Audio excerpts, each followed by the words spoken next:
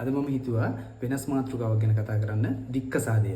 මේක ගැන කතා කරොත් සමාජයේ විවිධ ප්‍රතිපදාන්තර තියෙන්න පුළුවන්. අවුරුදු 5ක් හෝ අවුරුදු 7ක් දෙන්න වෙන් වෙලා හිටියම දික්කසාදය ලැබෙනවා. පොලිසියේ පොතේ අපි දෙන්න වෙන් වුණා කියලා කතා කරලා ලිව්වා. එතකොට අපි දැන් දික්කසාද වෙලා වගේ වෙන් වෙලා ඉන්නවා. එහෙම නැත්නම් අපිව දාලා සැමිය රැට ගිහිල්ලා දැන් අවුරුදු 10ක් වෙනවා අපි ගැන හොයන්නේ බලන්නේ නැහැ. එතකොට දික්කසාදය ලැබිලා මට වෙනත් විවාහයක් කරගන්න පුළුවන්.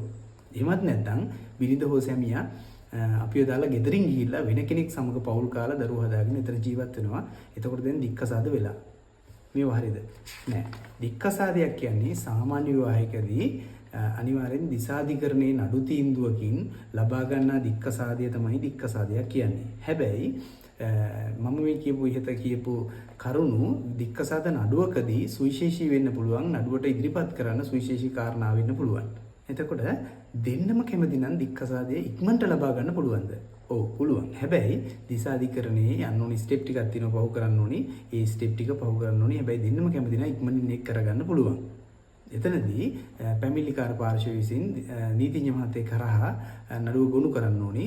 ගොනු කරද්දී පැමිණිල්ල විසින් ඉදිරිපත් කරලා තියෙන කරුණු වලට දෙවන පාර්ශ්වය විසින් හබගිරීමක් කරන්නේ නැත්නම් ඉක්මනට හබ කරනවා කියන්නේ ඒකට ප්‍රතිවිරෝධතා මොනවද ඉදිරිපත් කරන්නේ නැත්නම් ඉක්මනින් නඩු තීන්දුව දිසාධිකරණයෙන් දික්කසාද නඩු තීන්දුව ලබා ගන්න පුළුවන්. එතෙන්දී ප්‍රථම අවස්ථාවේදී නයිසයි නඩු තීන්දුවක් තමයි ලබා දෙන්නේ. නයිසයි නඩු තීන්දුව කියන්නේ ඒක తాවකාලික නඩු තීන්දුවක්.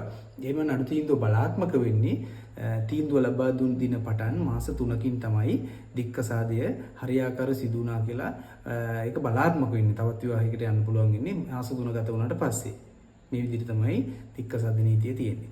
මේ වීඩියෝ එකේ යම් කිසි දැනුමක් ගත්තා නම් හොඳයි කියලා හිතෙනවා නම් තවත් වීඩියෝ මේ වගේ බලන්න අපිත් එක්ක රැඳී සිටින්න ෆලෝ කරන්න මේ වීඩියෝ එක ෂෙයා කරන්න. ස්තුතියි.